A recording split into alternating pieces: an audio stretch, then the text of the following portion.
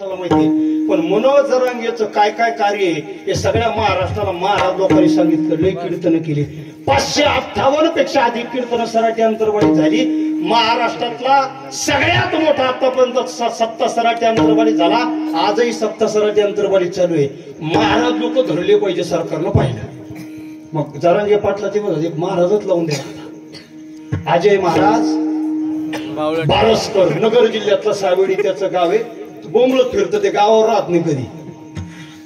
जरांगे पाटलावर टीका, मनोज जरांगे मॅनेजर, मनोज जरांगे असे, मनोज जरांगे तसे. बारसकरचा इतिहास मी काढला. त्याला म्हटलं, पिस्तुल्या तू एकादशीला वडापाव खातो? एकादशीला? हा, त्याच्या ढाब्यावर कंदुरी शिजती, त्याच्या ढाब्यावर, त्याचा ढाबा आहे.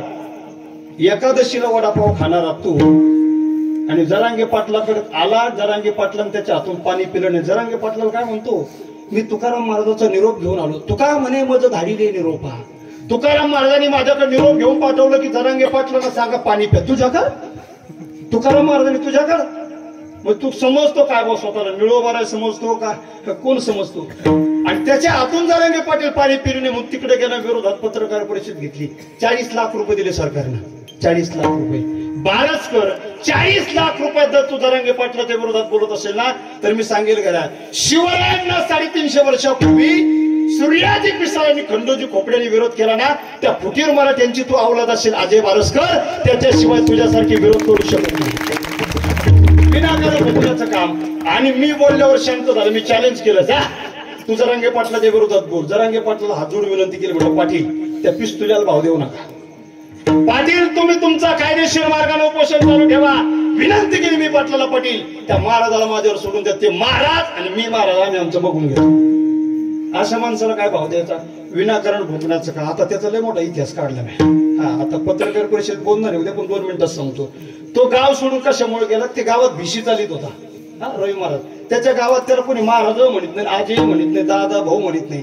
त्याच्या गावात त्याचं नाव आहे खांड्या. खांड्या ते बिशी चालित होता. एकदा बिशी गोळा केली, घेऊन पळून गेला. लोकांनी घरात घुसून आणला.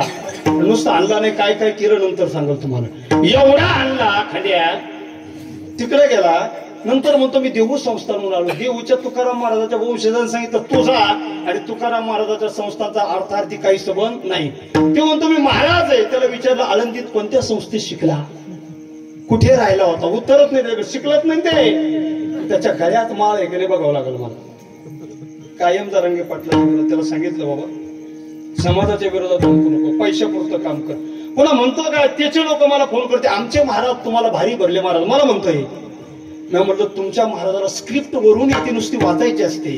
मला माझ्या स्वतःच्या मनाने बोलावं लागतं. 1 रुपया मी आयुष्यात मी तर कोणाचा घेतला नाही. खरं सांगू, जरांगे पाटलाच्या विरोधात बोलायचे 40 लाख त्यानं घेतले. त्याला महाराष्ट्र ओळखत असेल गड्या, पण चांगलं म्हणून नाही ओळखत. नाव घेतलं की लोक थुकतात. ही त्याची ओळख आहे. या गजानन महाराज देठेला मनोज जरांगे पाटलाच्या सोबत राहिलो.